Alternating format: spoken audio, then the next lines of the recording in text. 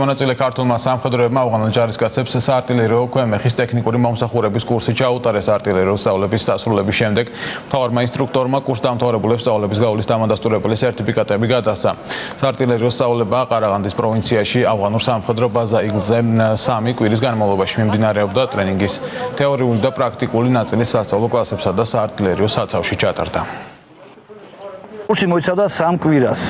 3 კვირის განმავლობაში ავღანელი ჯარისკაცები გადიოდნენ D-30-ის სისტემის ჰაუბიცის ტექნიკურ მომსახურებასა და შენახვას.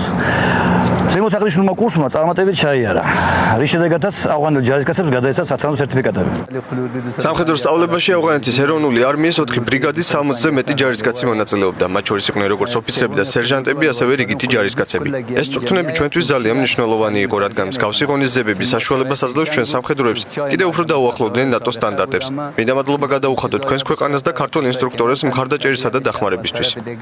მსგავსი სწავლებების დროს ავღანური არმიის ჯარისკაცები დიდ გამოცდილებას იღებენ. როგორც სწავლების დასრულების შემდეგ ჩემმა ოფიცრებმა მომახსენეს, წვრთნები ეფექტურად და წარმატებულად წარიმართა. ქართველი ინსტრუქტორები პროფესიონალიზმითა და მაღალი კვალიფიკაციით გამოირჩევიან. ავღანური მხარე აფასებს თქვენს ძალისხმევას ჩვენი უსაფრთხოების ძალების განვითარების პროცესში შეტანილი წვლილისთვის.